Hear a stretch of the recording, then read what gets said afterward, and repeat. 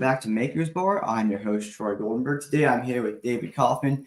David is currently an editor and journalist for the New York Post, but he has a very long and interesting career. He has been on air at Fox News. He has been an international travel editor for American Express. He started out his career in Tel Aviv, worked as a freelance journalist. I'm very excited to hear about all of it and talk about whatever may come up today. David, thank you so much for coming on. Thank you very much. Thank you. Yeah, absolutely. So the way that I like to start my podcast is tell me your story from childhood or school, or wherever you want to begin that. What is your story? Where do we start? So we start in California. I'm from San Francisco originally, born and raised West Coast guy. My mom is, typical Jewish mother, Ashkenazi, raised in a fairly religious family, kosher family, Yiddish speaking family, the whole 9 yards. My dad is African-American, raised in a very typical kind of Black Baptist family in a small town in Texas near Houston. And my parents met, in the kind of hippy dippy San Francisco of the 70s. And my sister and I magically appeared, and here I am. So I was raised Jewish. We were raised in a synagogue. My mom happened to know of another mixed race family. We knew them from the JCC, from swim lessons. So we went to the synagogue with the other brown people. So we weren't the only ones, but it was only the four of us. So only me and my sister and these two other kids. So we weren't that many of us, but it was fine. It was a very nice synagogue. It was a synagogue where Dianne Feinstein, that was her home synagogue, Shereth Israel in San Francisco. So I used to see her a lot when she was the mayor. She would come to high holiday services, and it was always like a big deal. And so, there were two big Reform synagogues in San Francisco. There was Shereth Israel, and then there was Temple Emmanuel. And Emmanuel was a bit like, it was in a sort of a fancier location. So it was sort of more like, it was the equivalent of like the Fifth Avenue Synagogue in New York or something like that. But we had the mayor, so we were doing well. Very cool. Very cool. Can you hear me still? I want to make sure. Yeah. Okay, I got everything shut down for me in a second. I heard you the whole time. That is super cool. So from California, what brought you into journalism, into Brandeis? Was that the goal going in there from high school? Or that kind of just something you stumbled upon? No, Brandeis was not a goal at all. I was lucky to receive a good education. They were very kind to me with financial aid, but it wasn't, after high school, I actually went to Israel for a year, and just to sort of do something different. I spent a year going to Tel Aviv University, and I loved it very much. And I had sort of like toyed with the idea of staying, but I also kind of understood the benefit of having like an American education. And I got into Brandeis, and they offered me a lot of money for financial aid, and it was a very good school. It wasn't the best fit for me because I'm very much a city kid. I grew up in a city, and I've always lived in cities. And being in a suburban campus was difficult for me. It wasn't the best adjustment, but it was a good education. And in my third year at Brandeis, I went to London for the year, which was a very good experience for me. And there I was very much overwhelmed in a good way, by the endless amount of media that you get in the UK. There's so many different newspapers there. And unlike in the US, they're all kind of, the major ones are centered around London. So they're all there. And I realized very, very quickly that I was always into magazines. I was always into media. When I was a kid, I would get, I didn't get like kid Time magazine. I got, the Real Time magazine. I got Newsweek. I used to like sneak into, the store and read the National Enquirer and the Star. I was not a media snob. I read everything. I loved magazines. I loved newspapers. I loved everything about the media. It was always very exciting to me. And then it was very much peaked when I was in London, because I was so surrounded by it. And then I also realized that I was really good at two key things. I was really good with words, and I was really good, well, in this context, with time management, which is what you need to be kind of a journalist. You need to be able to be very good with words in a very specific amount of time. And both of those were skills that I was just quite good at. And I, knew immediately after college I wanted to move to New York. There was just no question. I didn't want to go back to California. It just felt too small. New York obviously seemed like a logical place. I got a summer job at Fortune magazine and immediately went into doing a master's degree at New York University in journalism. It was a program. We were the first year ever of this program. It was a cultural reporting and criticism program that was founded by a woman named Ellen Willis, who was one of the founders of the Village Voice. And she actually, I'd also gotten into Columbia, but she called me personally and was like, we want you for this project, for this program, for the first class of this program. We have money for you. Like, what can we do to get you here? And I was like, you don't have to do anything else. Like, anybody who calls me and says they want me, for the inaugural cohort of this program, has me. And so I sort of moved to New York and have had media jobs essentially ever since.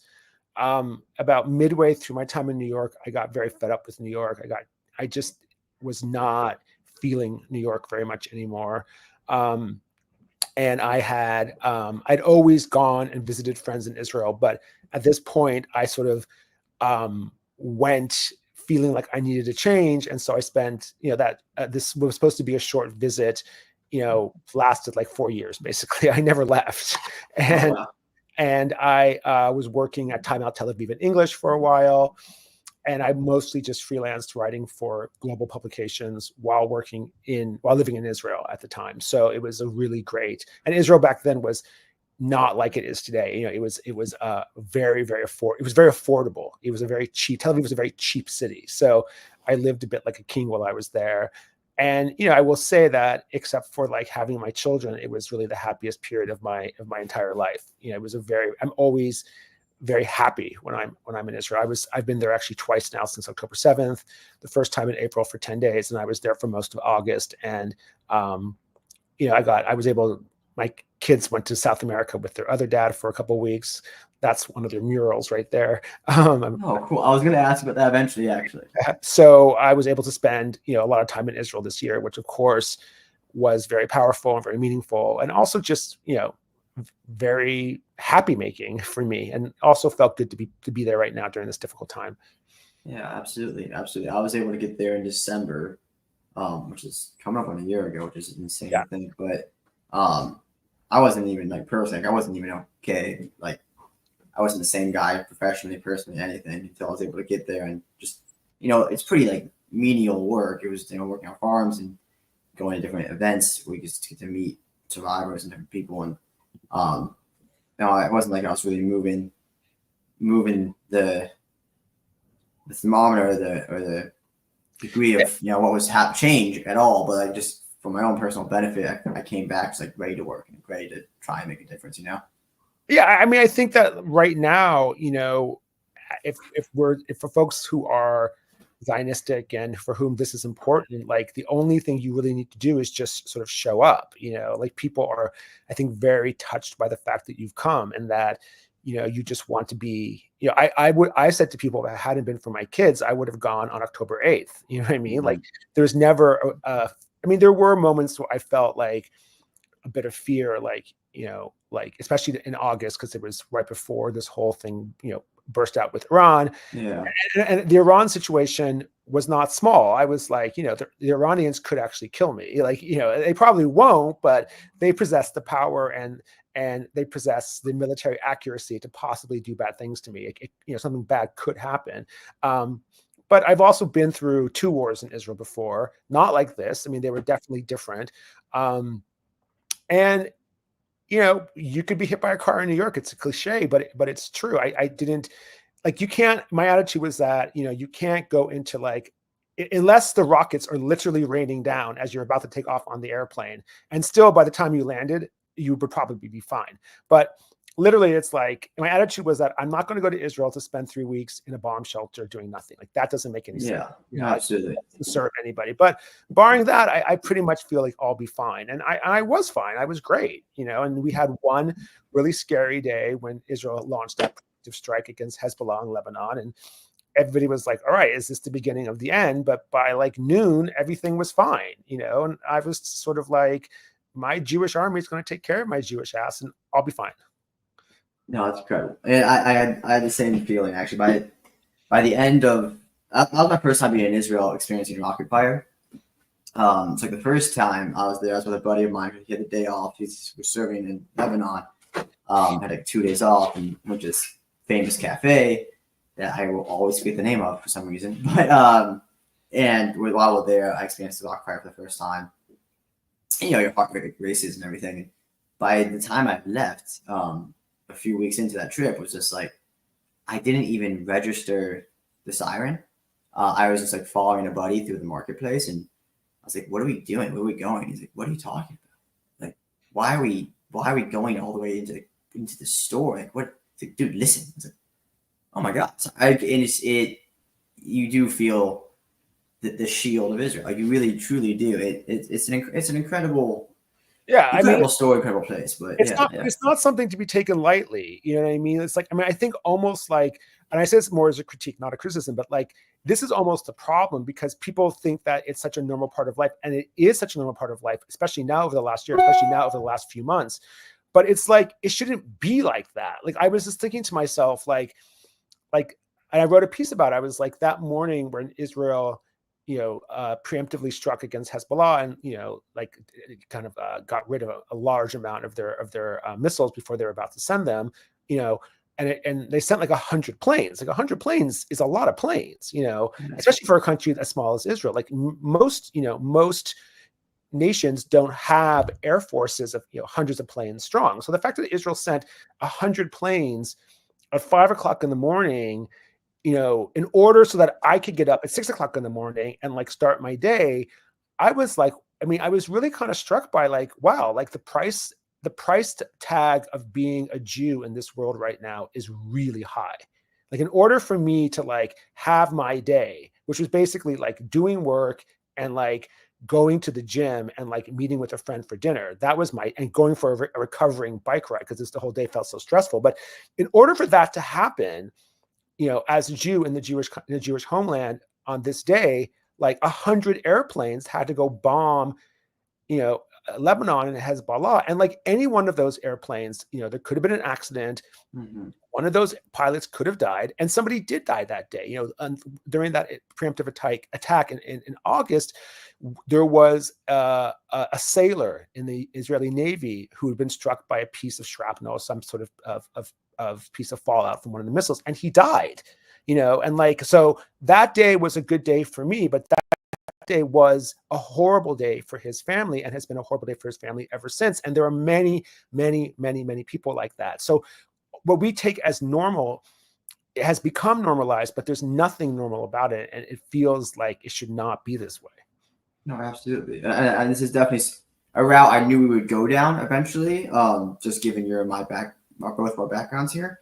But I do want to touch a little bit more on your career so it's interesting that you said you studied criticism, like that was a focus at NYU. I would love to hear more about that and kind of like how does that even work? How do you focus in criticism? How do you learn about focusing on that? Well, it's more like how to do it correctly. It's how to have an opinion about something and how to. I only see it now that it's really sort of like working because of what I do today, because I do so much, sort of opinion work. This is basically what I do at the New York Post and what I do in all my side hustles is write opinion pieces. But it's really how to have an opinion about something. But more important, everybody has an opinion about something. But in journalism, we're often told not to have opinions about things, or we're told to be fair and to be balanced. And in the kind of work that I do in sort of op-eds and stuff, you're not supposed to necessarily be fair and balanced. You are supposed to have an opinion, but your opinion has to be, a clear one and a strong one, and it has to be strong enough. And this is where I think I'm a columnist, but I'm also an editor, so I write a lot of opinion pieces, but I also edit a lot of opinion pieces. And like where people often fail is that they're unable to maintain their core, POV throughout the entire story. It's not enough to say something in like the first sentence and then to wrap it up at the end. You have to be able to substantiate it at every single paragraph of that piece. That's really hard. And it's something I'm good at, but I'm also been doing it for a very long time. I'm like an old guy. So I've been doing this for a while. I didn't wake up like this. I will say I believe I have some innate talent and I have strong views. It's also, you have to be able to sort of feel at a certain level that you're right. you have to like, when I start working on stories and I get like maybe a third of the way through and I'm like bullshitting myself. Like, I don't even believe what I'm writing. Like, just stop. Like if you, sometimes there is a pressure, you need to deliver a column, and like you start writing it and you're just like, I'm not even convincing myself. So this is not going to work. But you have to be also, you have to believe in what you're saying. If you don't feel you're right, or if you feel like you're fudging and BSing along the way, then like you got to stop. You got to start again. And it's a tough thing because, there is expectation and pressure, and people want columns, they want stories, they want things immediately. And so there is like, sometimes a tendency to rush pieces, but then they always turn out bad. You cannot rush a piece, especially the first graph. I mean, for me, it's always about like the first 2 sentences. If I can get the first 2 sentences golden, the rest will flow. But you have to believe in that kind of core beginning of what you're trying to say. And you really have to believe in it innately and profoundly. If you don't believe your own work, believe me. And it's so obvious, but I think a lot of people, especially when I'm editing stories, I'm like, did this guy really believe what he's saying? Come on, like, it's just not possible. This is just like, it's not real. So, and also being able to present another side and having space for the other side, while still not weakening your own argument. I mean, again, in an opinion piece, you're allowed to have your own opinion and you're allowed to have your own argument. It works to your favor if you're able to incorporate other voices, other points of thought, but you have to not do it you can't sacrifice your own core beliefs in that process. And I think that there's so much pressure these days to like, for both sidesism, that people often forget that, like, you're allowed to believe in what you say. You're allowed to believe in yourself. If you don't do it, who is? Yeah, no, that's a really good point. And the both sides of them. I mean, I am somebody who, like, I'm pretty centrist. And actually, I found this out about myself my senior year of high school, where I'm in a government class, and I see that, the 4 squared political compass map for the first time in my life, and we're all taking the test, and we all put our stick on where we land. And actually, that year, that version of Troy, 17-year-old Troy, I landed dead center on that political compass test. I was like, oh, that's interesting. And I feel like an urge to be like both sides when I'm having these conversations, and just kind of throughout having an opinion. Like, I obviously have my strong opinions, and I'm not afraid to share them, especially with friends and family. But that is a good point. Like,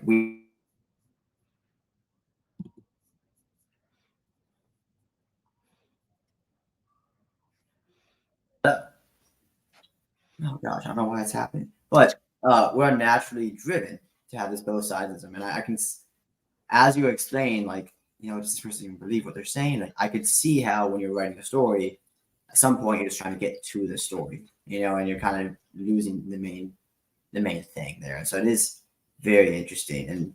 And after you, I mean, obviously you developed the skill decade over decade, but after you took that initial focus, you were at NYU, and you go to Israel, and you're writing for Times Tel Aviv, the English edition. Yeah. But there was a break. I mean, initially what I was doing, so I had a very different like career initially. It all kind of led to the same thing on a certain level. It all makes sense today, but it's not what I had planned out. So I was mostly doing sort of travel writing and lifestyle writing for part of my career. So I really wanted to travel and see the world. I don't come from any money. So I was very lucky to, early in my career, I was doing freelance work. So I was able to take off 2 really big chunks of time and spend them traveling around Europe and traveling around North Africa, which really piqued my interest in travel. And then I started writing for, most of the major travel magazines, Condé Nast and Travel and Leisure. I started writing for the New York Times Travel. I started writing for the Financial Times, the Wall Street Journal, any of the big magazines and publications. I have, Monocle wallpaper I've written for extensively. And so through that, and then I was able to get this job at American Express being their global travel editor. So through that, I was able to really see the world, which on one level was extremely fulfilling because I've always had this really strong wanderlust, and I've always been, just kind of guy that can kind of talk to anybody. You know, you put me in a cab, I'll talk to anybody. And I find I'm interested in everybody. For me, everybody's interesting. You know, I want to know about everything, about everybody all the time. I'm like very like curious and almost voyeuristic. And people like want to talk to me. You know, I think especially because like I'm kind of like, you know, brown and people don't know exactly what I am. So wherever I go, I could either be from there or not from there, you know, and so I think there's this sort of, especially in sort of, you know, places where everybody else is brown, they sort of just see me as, they know I'm American, but I'm not the sort of typical American. So they're like, oh, like he's one of us. We can kind of feel a bit more friendly with him, which is great. Like a little bit of a spidey skill. So I was very lucky to do this extensive travel work. And you know, things were great. I had this really fun, great career, but I got at a certain point, I got tired of the freelance hustle. Not so much the money. I was, you know, this is before I had kids. I lived in a walk up in Harlem. Like my life wasn't very expensive. I didn't need a lot of money, but I was just, it wasn't really going anywhere. And I was also ready at a point. I was like at a point where like, I'm ready for people. Like I'm ready to like go talk to people every day and not just work. I was working in my house, you know, when nobody was working from home because I was freelancing. And again, I loved it, but I was ready for some structure. So I got this, you know, the New York Post advertised this job to be the travel editor and the real estate editor and the editor of their luxury magazine. And, you know, it involved managing a lot of people and being in an office. And I had never done any of that really, or had done for a really long time, but I just knew I'd be great. And for the most part, and I got the job. And for the most part, I was pretty great at it. I mean, I've never been a great manager. That's like not my strong skill. Like I don't really have the patience for it. I could manage like 2 people. And then I worked at the New York Post for quite a long time as the travel editor, as the real estate editor, as editor of the luxury magazine. But also while doing that, the New York Post allows you to do a level of freedom that most publications don't. So while I was at the New York Post, I started writing a lot of opinion pieces for the opinion section because I had things to say. That's where that sort of began. And that went on for a while. And then about 10 years ago, or maybe a little bit less, I realized that I was getting old and I had no digital skills at all. I didn't know anything about the digital world. And I saw people who I thought were like less interesting than me and less compelling getting very, very big jobs because they had come from a digital background. And I realized that if I don't get digital skills, I'm going to not have a job very quickly. And at the time, the New York Post had not integrated their newsrooms. They were still very much like a digital newsroom and a print newsroom. That has completely changed. But at the time, so I took it upon myself to leave the New York Post. They tried to keep me and offer me a lot of money.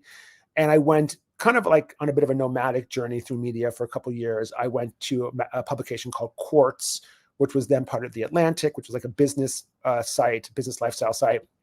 I then went to the New York Times for a while.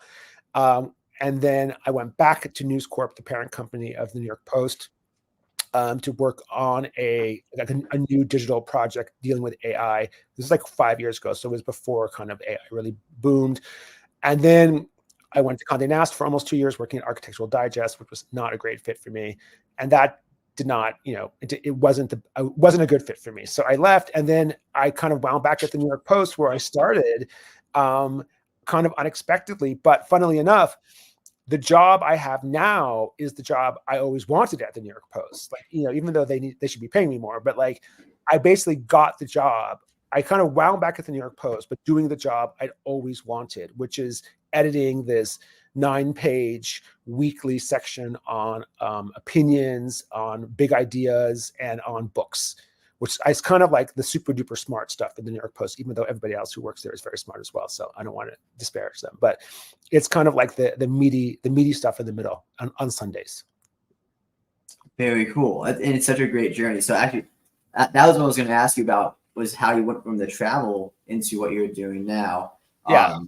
I think a lot of people, myself included, there's a lot of myself that I was like, oh yeah, me too. I recognize that in myself too. Like, you know, the wanderlust of, you know, I want to travel, I want to see the world, and different ways of being able to do it. And I'm now in my late 20s. I'm like, okay, well, now I probably need to start thinking more so like office, financial career, like all these different types of things. But it's very cool how you've been able to combine those two, and you went on this great journey with it. but it's all connected. I mean, the travel kind of led to the real estate because when you travel a lot, you see things like you see hotels. I was always very interested in architecture, so I was very much connected to like the built environment, and there's nothing more built environment than real estate. So I started writing a lot about real estate as well.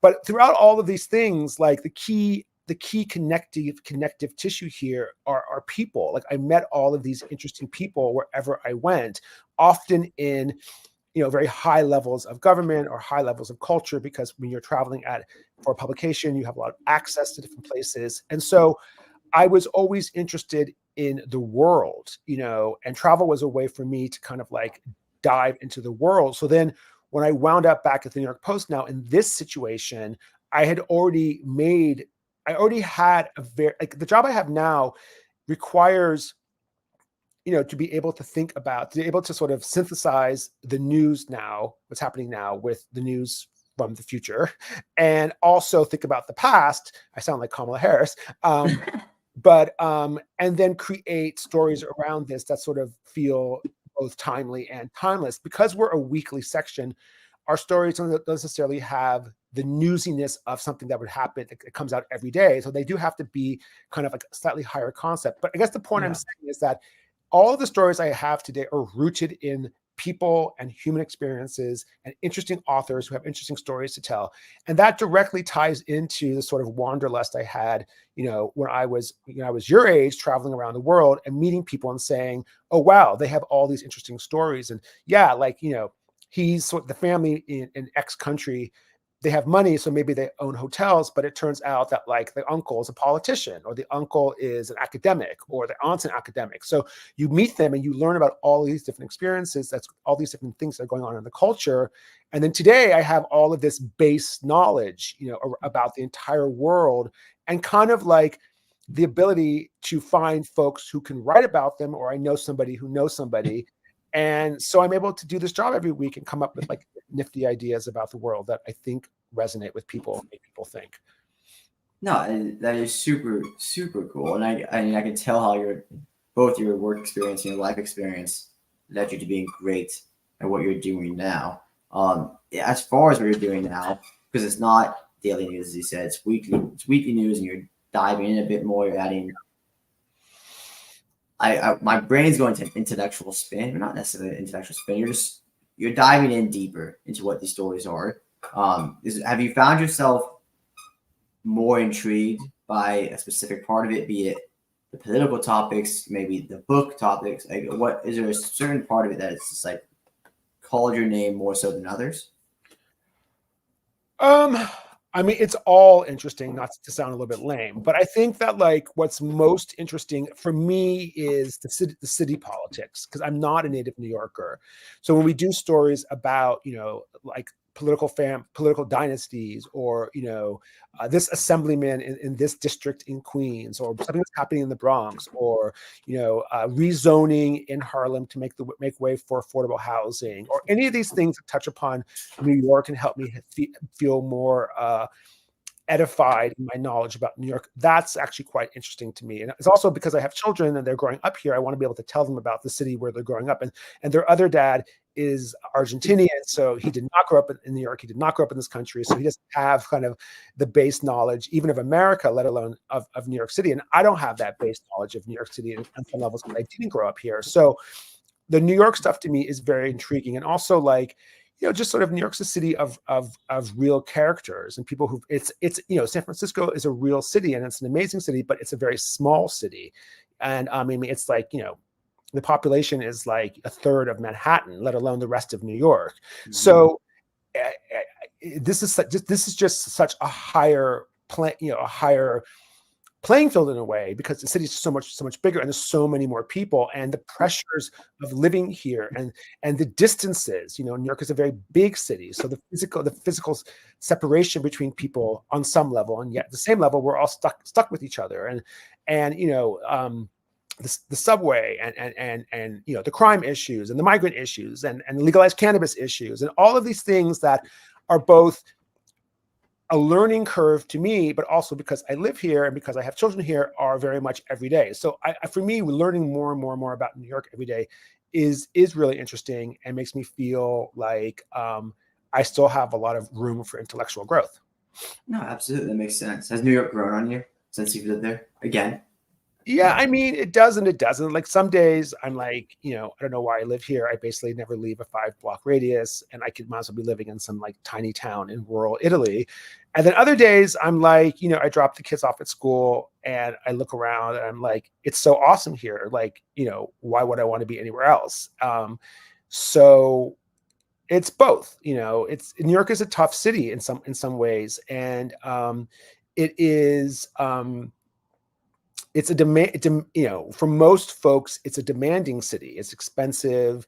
You have to like schlep to a lot of places to do what you need to do. Like one of the things about living in Tel Aviv is Tel Aviv's just a really small city. Like it's really easy to get everywhere. You see your friends every day because they're like 10 minutes away. Like in New York, you make plans with your friends months in advance and you never see them. In Tel Aviv, you make plans with your friends 5 minutes in advance and you see them every day.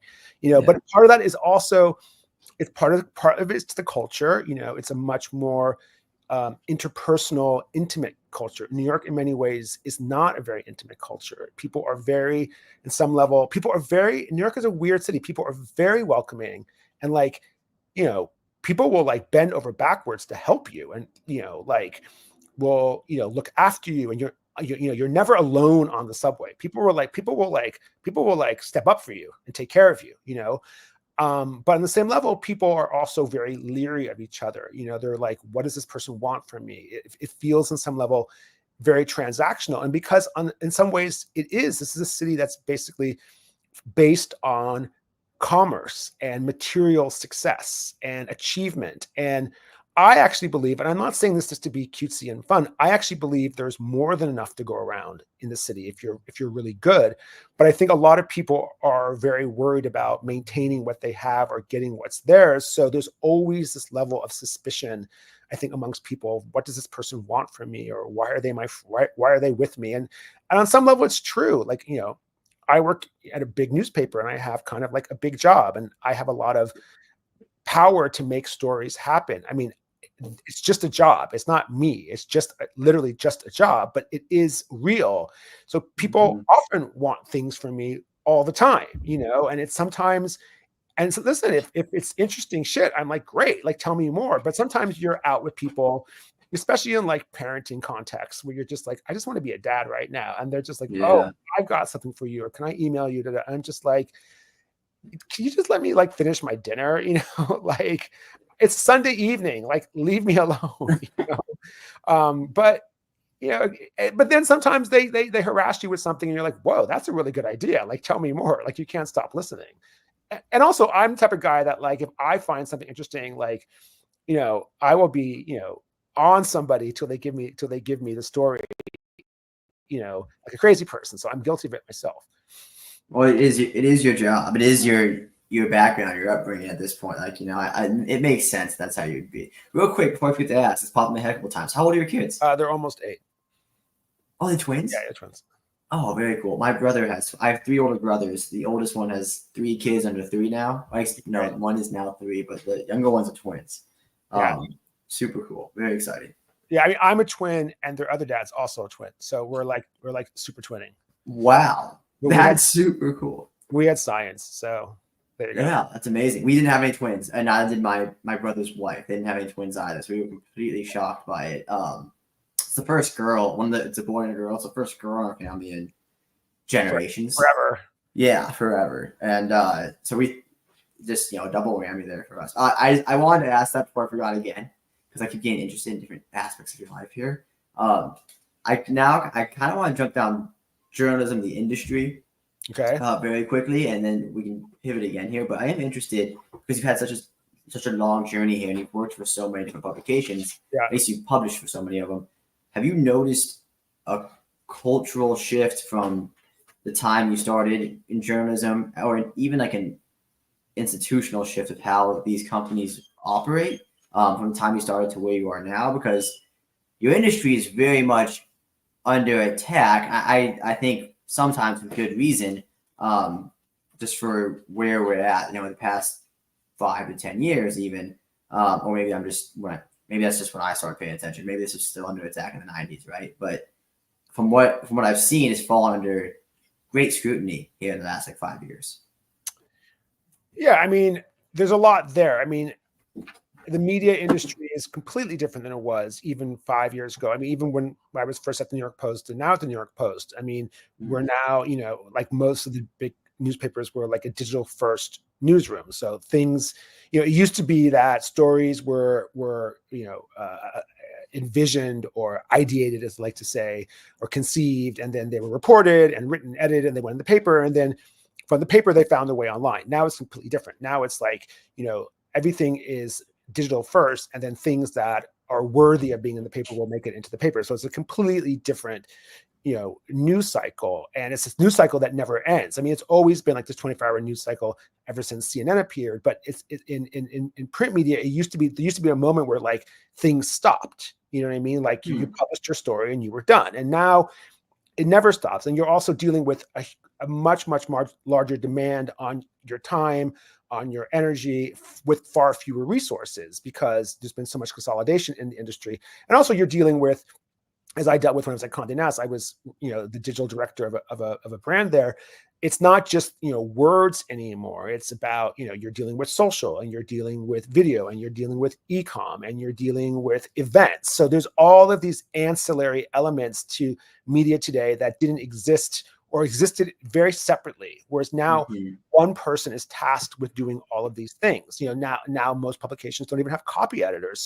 So there's this need for editors or reporters to also be copy editors, which is, a very, very unique skill set and something I'm not so great at. We still do have copy editors, thank God. So the demands are just so much higher. The expectation is so much higher. Also, you have a way to quantify it, because you can look at traffic, or you can look at impressions, or you can look at conversions, or you can look at other forms of engagement. So now there's a way to really track how things are doing in a very, very, real-time situation, which only further puts additional pressure on all of the people who are involved. And there are, of course, less people involved, because so many people have been downsized or have lost their jobs because of media retrenchment. So what I will say, the biggest difference today is just much, much, much more expectation with far fewer resources. Interesting. That makes sense. I mean, it makes sense, like, given the industry itself has been squeezed financially, and it is consolidating, as every industry in the later stages does consolidate. But it's also kind of a strange thing to say that, in my mind, because media has always been a thing to some extent. I mean, ever since there was the Gutenberg press, and there was a sort of small explosion, if you relative terms now, but there was publications, newspapers, TV, and this is always going to be an industry, and it's just going to evolve.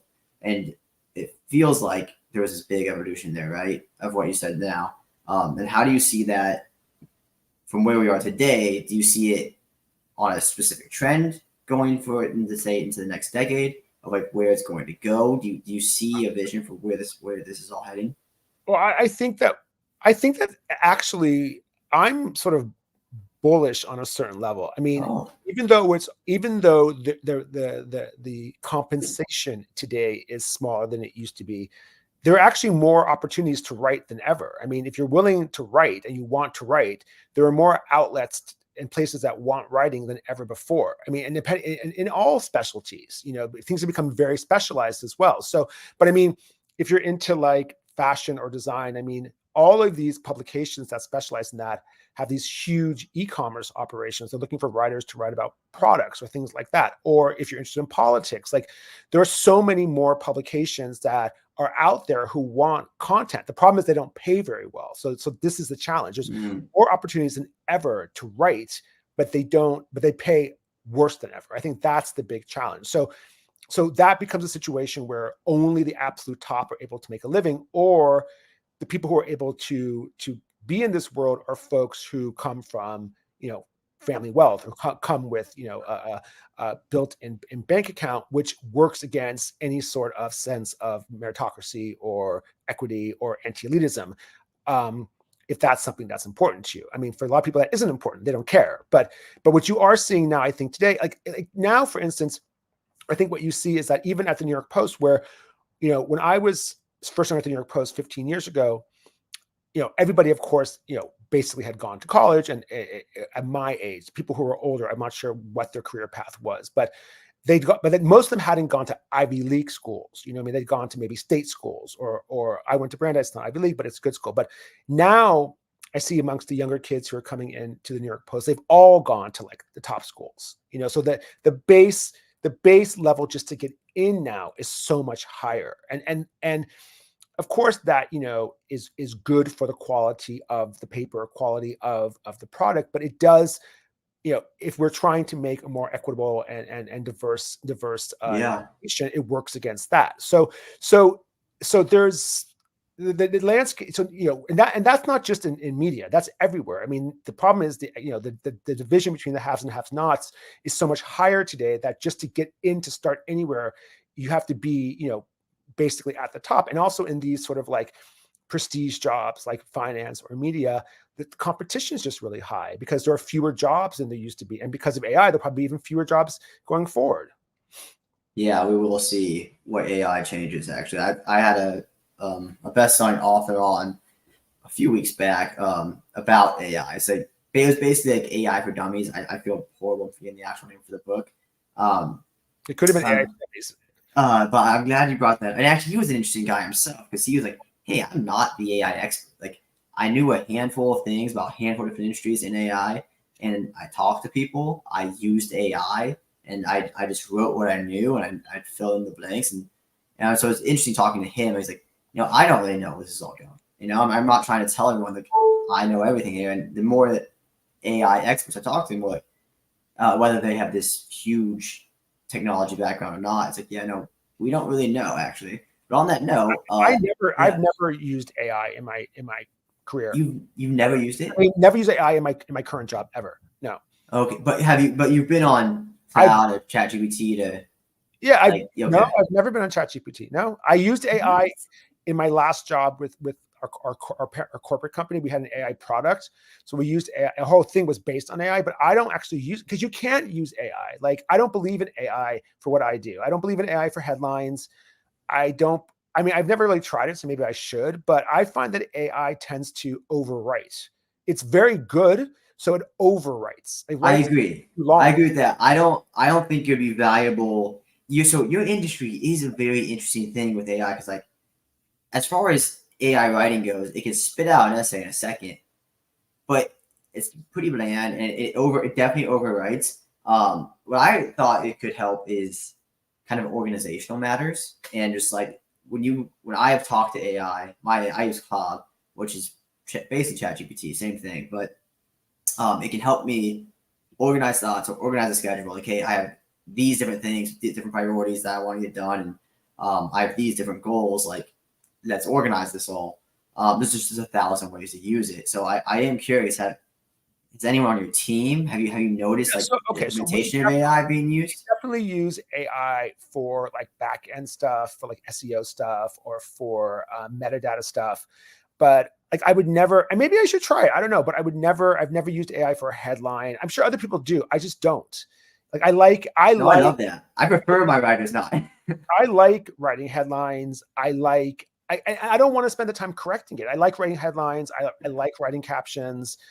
That to me is the fun stuff. Like, I really enjoy it. It's like kind of wonky and nerdy. And I'm not wonky, and I'm not a nerd, but I do like, it's fun to write a headline, and it's fun when somebody else says your headline should be better, because then you have to work harder. And also, at the end of the day, like, AI cannot replace a human. It can just augment, Yes. And then when you have to write a headline, our headlines are not very big. I mean, our headlines in print are like just a couple of words. So you really can't get it wrong. And every word has to be basically perfect. So I would just rather do them myself, but maybe I will start, my last other half, he was using AI a lot. English was not his first language, so he was using AI a lot. And I was, quite impressed by what it could do, but it just felt a little bit like cheating, and I like my job. I like what I do. So, and I like the challenge of it. And I like what I do. I'm not good. I mean, I can't even drive. So like, a lot of things I'm not good at. So I'm not saying I'm some like wonder kid, but in what I do, I I believe I'm quite good at, and I really enjoy the challenge. And if when we review headlines, we don't, nobody just writes a headline. People look at them, people weigh in. And if it needs to be tweaked, that's fun too. It's fun to learn how other people to learn how other editors do things. So I can, and oftentimes they're right. And AI erases all that human connection. And this is still very much a humans based industry. Yeah, no, absolutely. I would say more so than almost any. This is very much human based. It's like my background has been very much in the business world. I mentioned before we started recording, I started a vending machine company when I was in college. I got my CPA. I got an accounting degree. I went to being a consultant.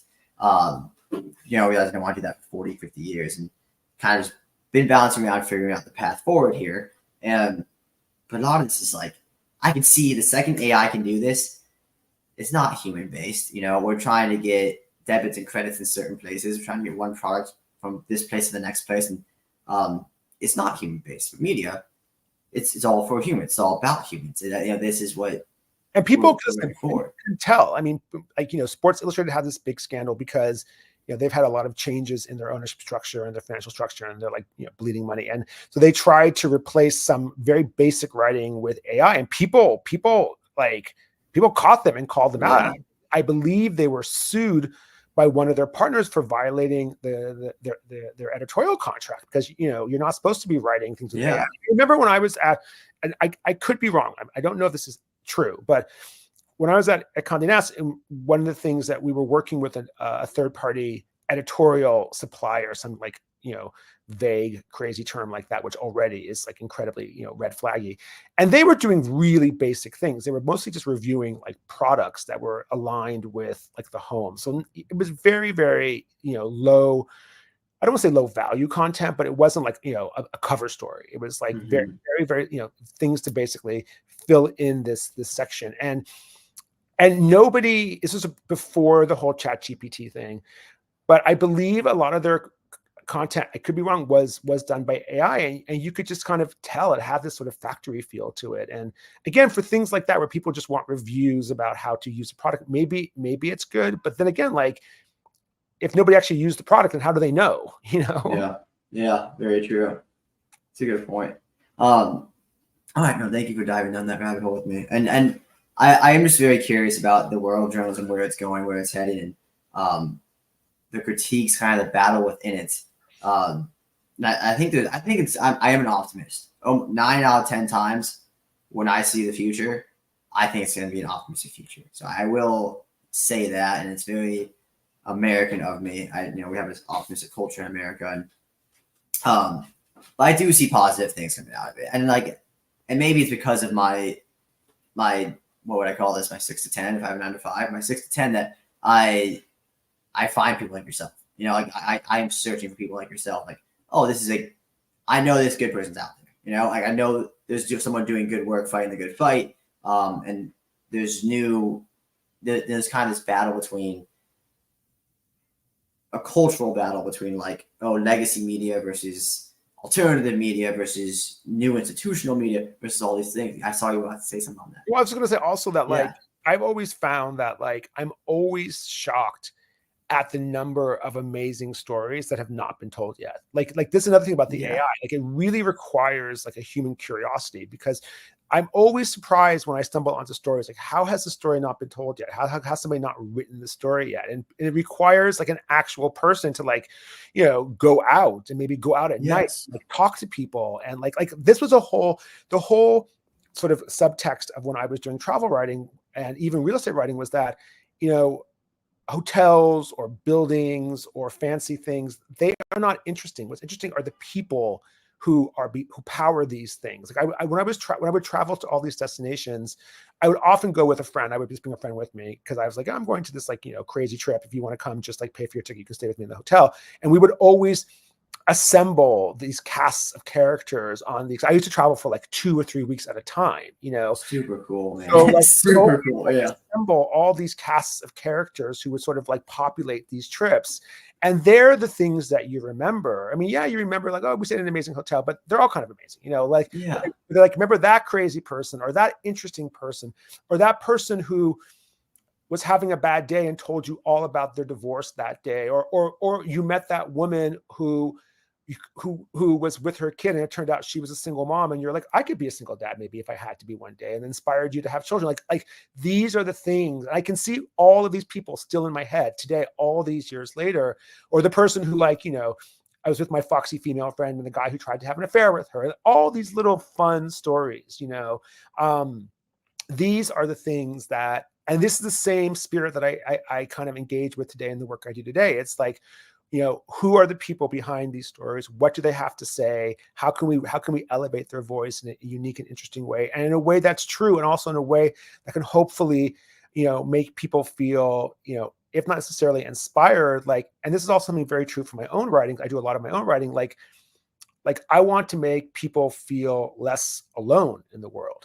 I want people to basically read my work and feel like, wow, like somebody maybe understands me, even though I don't know this person. And there's a universality to the human experience that we can kind of just help us get through the day when we think that maybe we're the only ones who are feeling like shit, or we're the only ones who feel great, but that we're not alone in this world. I think a lot of people, especially in big cities, they feel very alone. New York can be a very lonely place. And especially post October 7th, I've been doing a lot of writing about this whole horrible situation. And, I wasn't really a political person like this beforehand. I wasn't like this kind of like activist, which I've become very much now. And I can't tell you the number of people who message me on Instagram or email me, or even people I see out and about, and they're just like, thank you for having a voice right now. Like, we really feel like somebody's speaking for us. And that feels meaningful to me. Like, I feel happy I can have that role in the world today. And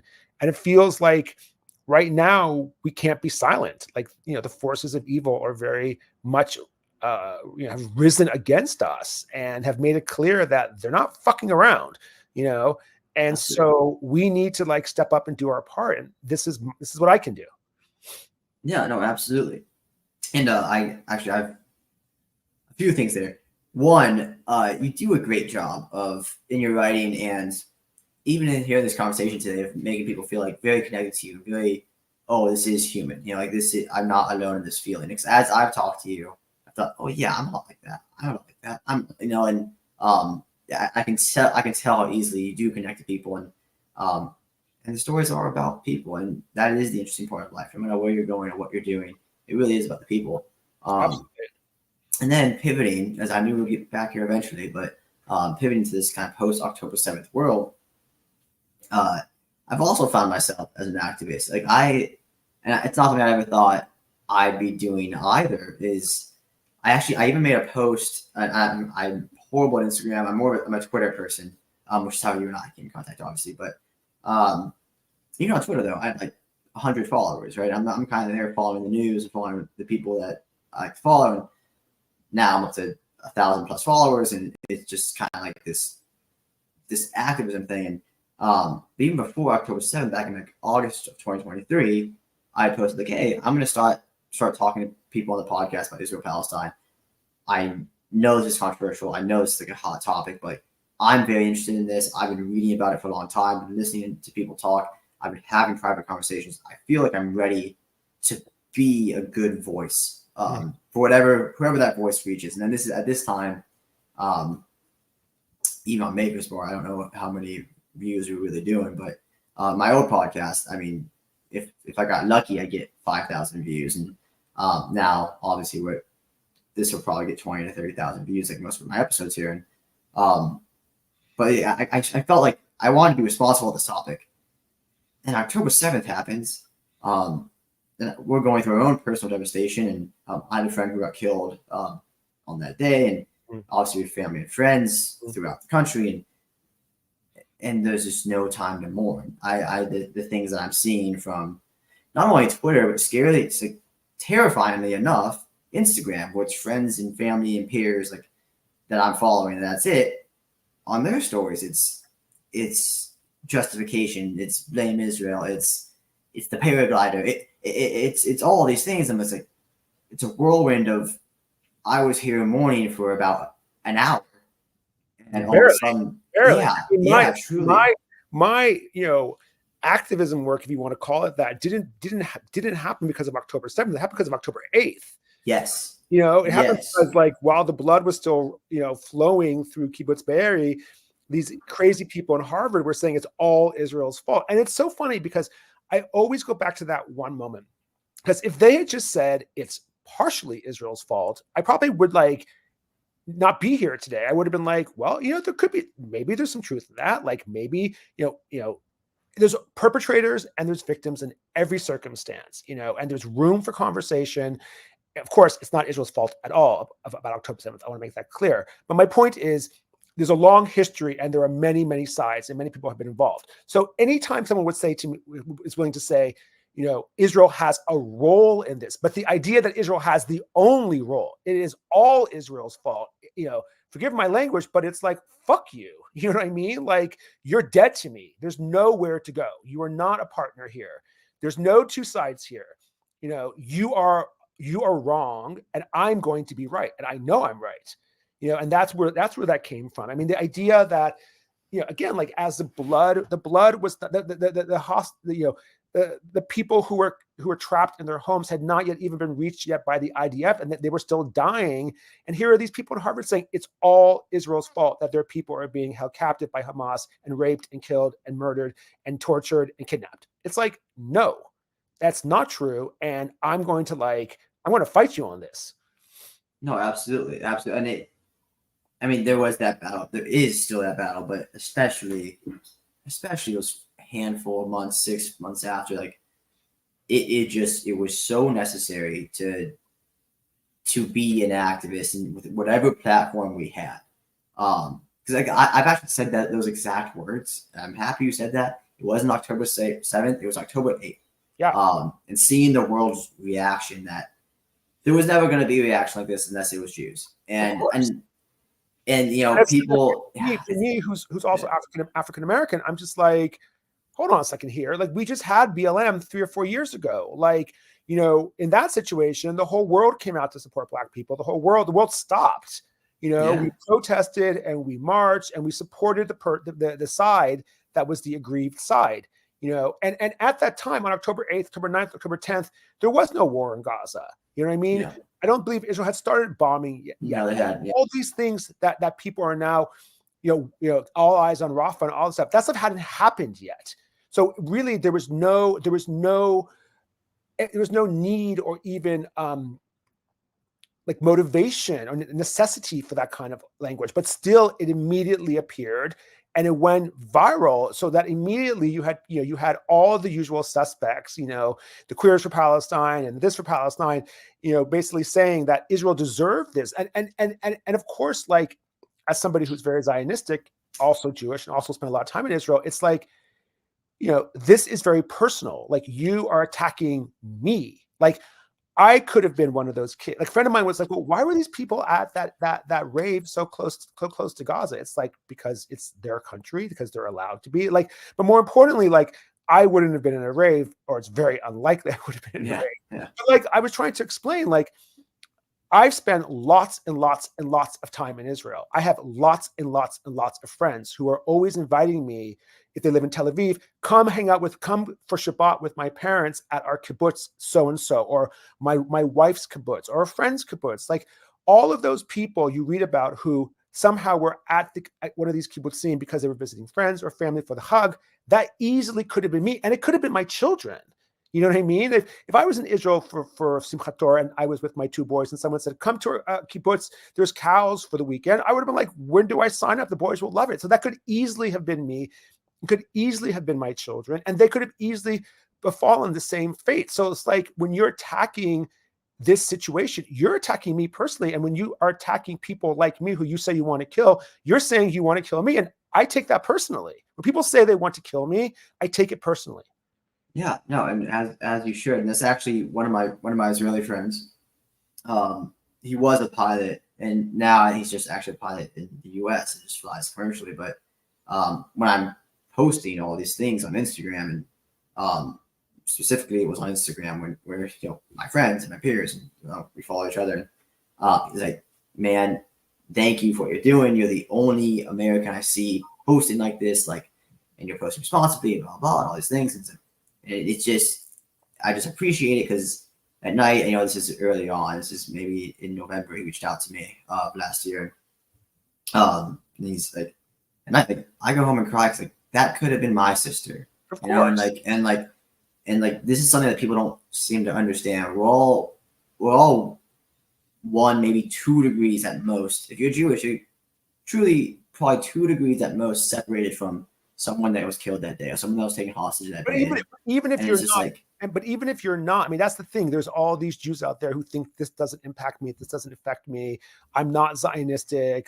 I'm concerned about Gaza, as you should be. We should all be concerned about Gaza. Yes. But the problem is, what they don't seem to understand is that the bad guys don't care. They only care. Like, you might not feel that being Jewish is really important to you, or being part of this larger Jewish world is important to you, but it is the only thing that matters to them. Yes. It's the only thing that they think about is the fact that you are a Jew and they want to kill you. That's it. And this is, I think, the lie that a lot of American Jews, a lot of Western Jews, because they've never had to really sort of embrace life like this, but embrace reality like this. But there's this lie that that they're saying to themselves, well, if I'm just, on the right side or fighting the right fight or supporting this group or going to this protest, then it doesn't apply to me. But it doesn't work that way. It will always apply to you because of who you are, and you cannot change that. And I think that comes from me also being African-American. I understand that when I've experienced racism in my life, it has nothing to do with me. I can't make that person. It's not racist. And it's so ironic about it is that we're told as Jews now over and over again that it's, we're blamed for this anti-Semitism, or if we didn't do this, or if Israel didn't do that, But you would never say to a black person, you would never say to many of the folks who've been involved in the highest, profile police brutality instances who were involved in a criminal activity at that moment. But you would never say to them, if you weren't involved in that criminal, if Freddie Gray hadn't been selling cigarettes, he wouldn't have been killed by police. No, you say he was selling cigarettes illegally, but also the response by the police was outrageous and egregious and probably informed by race. And they're all connected, but you would never blame him for his own death. You would never make him the orchestrator of his own demise. And today, as Jews, we are blamed. We are being framed as the architects of our own oppression. And that has never happened in the United States. And has never happened in sort of the liberal, progressive value system that we want to believe in. And the worst part is that the liberals and progressives are the ones who are doing it. I know. It's where, so there's a really, really good 2-part series lecture. If you haven't seen it, by Aviv, and he's talking about, one of the lines is even, I'm going to do something Israeli Jews love to do. And it's going to be telling you American Jews what your story is. Mm-hmm. And it's a really good 2-part lecture. And in it, he said something that I talked about with friends. And once I saw, I was like, go to this minute mark, this second mark in this story, because I've said this to you. And here's some evidence for it, is the American Jew as a population is the most liberal group, is the most liberal person to ever exist. As far as actual what liberal means. Mm-hmm. And at the forefront of every progressive fight of women's rights, black rights, or what, even now today, trans rights. Overrepresented. Absolutely. And if you look at the data of these things, and I wish I should have, I always bring this up, I just have it on hand now, but I don't. But look at data of who percentage-wise by ethnicity or religion or whatever, groups that support gay rights or whatever blank rights it is. Jews are the most Jews are the most philanthropic group in America, bar none. In fact, I actually have some data on that. I think Episcopalians are the second, and the gap between Jews and Episcopalians is massive. There just aren't a lot of Jews, so the numbers aren't great. But yes, I mean, there's no question that we are always at the forefront of every just cause. These just causes wouldn't exist without the support of Jews. Which is why it's so wild that we were just thrown out. And actually, in 2021, I had this post about hey, I noticed Stop Asian Hate, Black Lives Matter, My Body, My Choice, all these things, one after the other. And by the way, all things I support, got all the support, and you were reading books and you were educating yourself. And then when it came time to stand up for Jews, everyone went silent. And even worse, the people that didn't go silent told us to be quiet, including some progressive Jews that I knew, who he had this post go viral, and it was, hey, Jews, shut up. And it was just, like, what is going on? And that was for me, is like this 2021 moment of like, oh, my eyes kind of like widened, woke up. It's like, oh, this is happening in these progressive Right. spaces. And look Yeah. how bad, look how, I mean, we And couldn't look even what- imagined, you know, we couldn't, I mean, when I think about this October 7th, post October 7th period, you know, it's like, all I wish is, and I'm not sort of somebody who's going to say like, well, it looks like we've, you know, yes, it's really good that we've been able to sort of basically dismantle Hezbollah and basically dismantle Hamas, and maybe we're going to like really, really combat this whole Iran situation, which would be good for the world. But I still wish it never happened.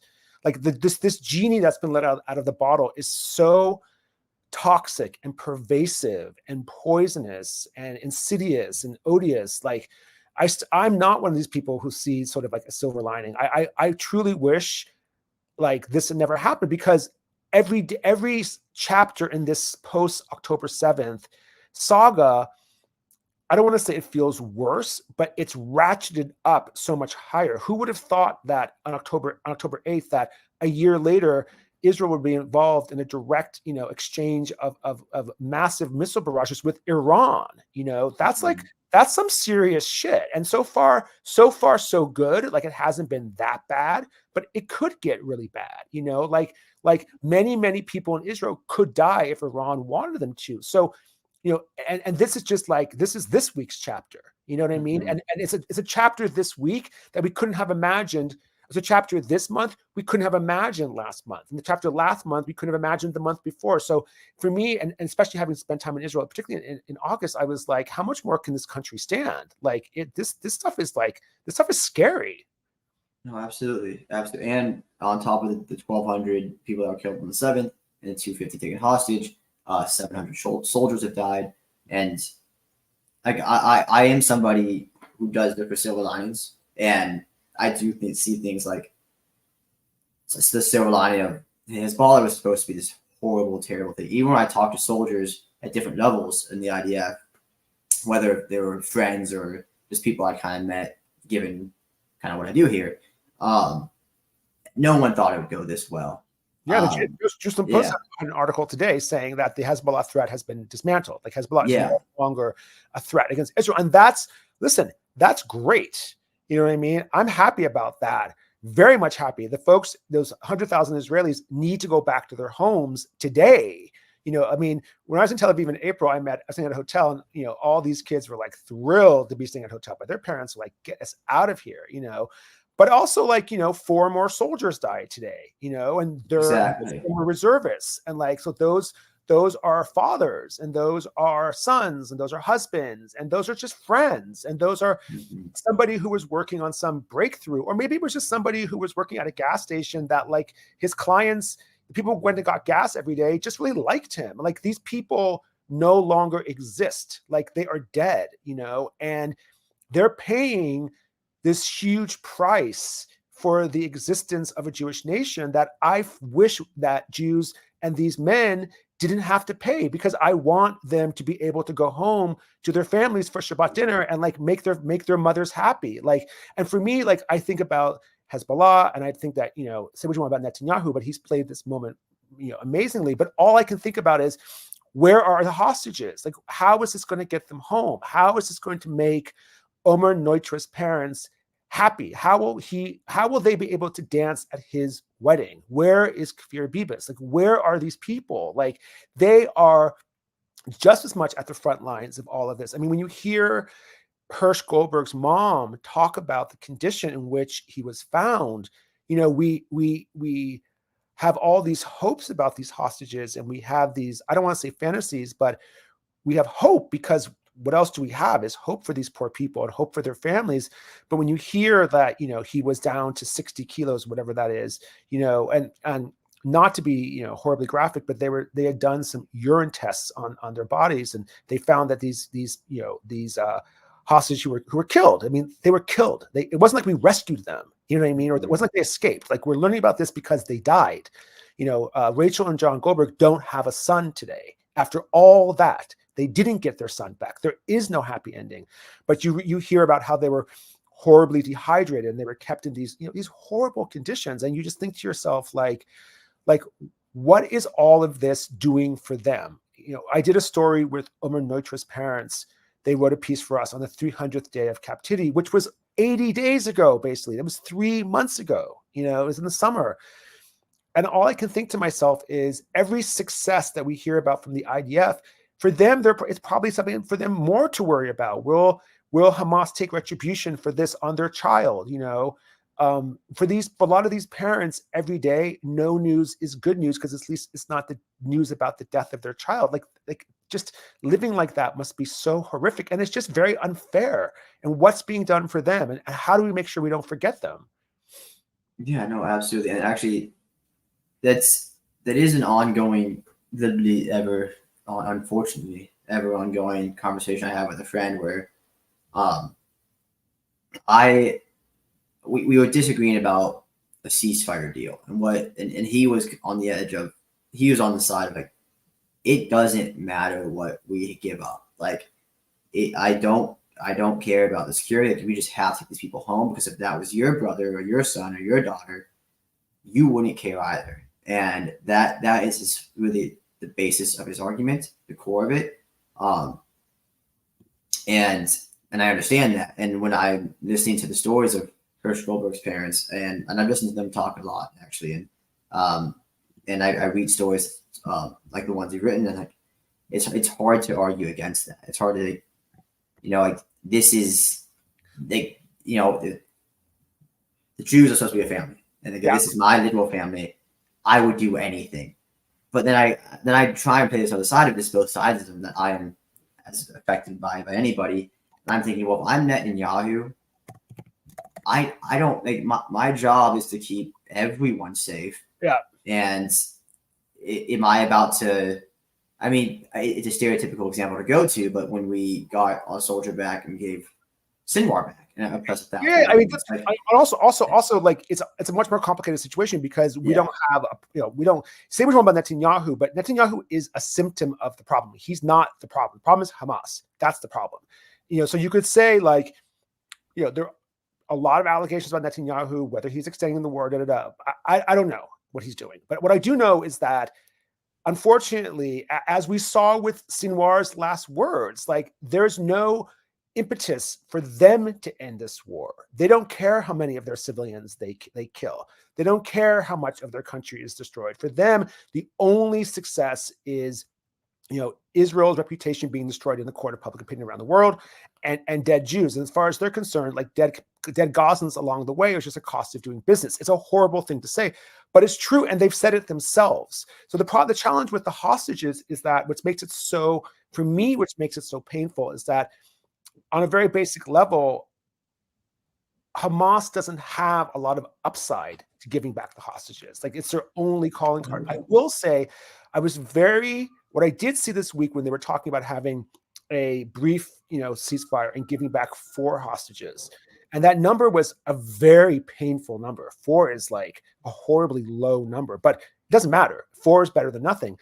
And there was something about that I thought to myself, okay, like it's just 4, and we're going to have to give back a lot of, Palestinian terrorist criminals, in return, which is going to suck, because these people have blood on their hands. But if we could just get back 4 of these people come back to Israel, back to their families, like, not everything, like, let's not end the war. Let's not stop everything. Let's not give up or whatever. But if we can get back 4 people right now, I felt like, okay, we need to do this by any means possible. Like, this has to happen. Like, somebody has to come home, just so that the nation can have a moment of hope as well. When I was in Israel and that Bedouin guy escaped from the tunnel, so he was rescued by the IDF, It was like the whole country was like, on the moon. The whole country was like, oh my God. And more importantly, there was just like, okay, like, what can he tell us about other people? And can maybe this guy saw somebody else. Maybe he can tell one of the other families, your son is suffering, but your son is alive. Maybe they can give. So if we can just get back, if we could even just get back these 4 prisoners that they're talking about this week, like, that could offer so much right now. And I would have to say, for these 4 people, there should be very little that the country's not willing to do. I agree with that. And it's very complicated. I want everyone home, obviously. And I also want the future security of Israel, and the way that I see it, and this is kind of going back a little bit into our conversation here. Israel, it's a shield for Jews around the world, and it's given anti-Semites this physical, tangible thing to actually go and focus on and attack. And but they would find somebody. They would find something else. Don't worry. They would find something else. They would absolutely find something else. And it's actually there's a guy that as this podcast grows, I kind of just like, for the first time, I'm really questioning, like, okay, I have a responsibility of like, who am I going to have on this podcast, and when I have them on, like, if there are like things that I've seen that are challenged, like that just need to be challenged, I have a responsibility to like educate myself and do this work. And there was one guy very early on in my podcast, switching from just investing into more subjects, more industries. Zach Foster, he calls himself a Palestinian historian, or a historian of Palestine. He's a Jewish guy. He's a UPenn PhD guy. And I just strongly disagree with everything he's saying at the time. This is before October 7th. I like super strongly disagree with everything he's saying, but you know what? I'm interested. I want to learn about your perspective and things. And post October 7th, I can definitely just say he is an anti-Semite. We call it self-hating Jew, whatever you want to call it, but the things that he says and believes, and it's actually quite shocking. And but one of the conversations we had was, Israel doesn't make me safer as a Jew. You know, I look at everything that's happening, like all this anti-Semitism, blah blah blah. And I'm like, dude, you would never say that, as you were saying before. You would never say that about any other group. Like when there was Asian hate or Chinese hate going on, you wouldn't have ever said, well, look what China's doing. Look at the Uyghur Muslims, and what about the COVID thing? Like all that, you would never say that. And if for whatever reason, any other group, but it's so easy for him to go there with Well, Jews. It's just well, he's Jewish, I would assume, right? Yes. It's also jargon, but I also feel like, oh, just give me 1 second. Okay. Oh no, of course. I have to go shortly. No but problem. Does Israel make Jews? I think he's sort of flipping it around. He's asking the wrong question. He's saying, in his viewpoint, the existence of Israel is making him less safe as a Jew in the United States, in sort of the specific context in which he inhabits today, and which, in many ways could be true, but that's a very short-sighted way of looking at Jewish safety and sanctity. Like, I'm looking at it in the context of like thousands of years of history, and thousands of years of history prove at the end of the day that Jews are not safe anywhere ever. So does the existence of Israel make this person less safe at that moment in the United States in this particular instance? Possibly. But does this existence of Israel make him safer as a Jew, as part of this trans-historic people that have existed beyond space and time? Absolutely. Beyond a doubt. Yeah. Beyond a doubt. Like, at the end of the day, like, and in Israel, in many ways, the threat has never been bigger. In Israel now, for the first time in Tel Aviv, you have suicide bombers. You have random attacks of very gross violence that have not occurred for a very long time. So there is definitely a level of a lack of safety in Israel because of the terror threat. But basically, like, as a Jew in Israel, you're pretty safe. And so I think he's asking the wrong question. And he's also asking a question to come to the conclusion he wants to come to, which is politicized. Exactly. But does the existence of Israel make Jews safer in the world today, and Jews safer as a people going forward in the future? It's the only thing that makes us safer. Absolutely. I was gonna say I couldn't agree more, but it's factual. I mean, you just have to study history a little bit and you'll get there. But I know you have to go. So a couple quick questions for you. I hope to have you back on, whether it's just you and me again, or I can get you together with some other leaders that, as this network grows, which I'm really happy with what we're doing here. I think it's really all going in the right direction. But what do you have coming up next? What's on the docket for you in the next 3 to 6 months, personally, professionally? Well, we have just all the election coverage that's like insane. So we're just dealing with that. I'm working on kind of a book proposal about kind of my life and my cool background, or I think it's unique, and my views towards October 7th, what it's been like to be sort of an unlikely Zionist in this period in time. People don't really necessarily expect me to be Jewish, let alone, Zionistic. So that journey. I'm working on doing more public speaking and just sort of being, more vocal with what I have to say, and just trying to stay connected and feel, this has been, I think, a very lonely period for a lot of people. These topics are very hard to discuss, and they're very, it's hard to explain to somebody why something that's happening 6,000 miles away is so important to you. And I'm not even Israeli. I don't even have any family in Israel. I just have a lot of great people there. But, and also is a period where people very much want to challenge your beliefs. You're not allowed to feel the way you feel, or you have to always be thinking about the other side. And it's just like, I know how I feel, and my feelings are not going to change. And I'm comfortable with that.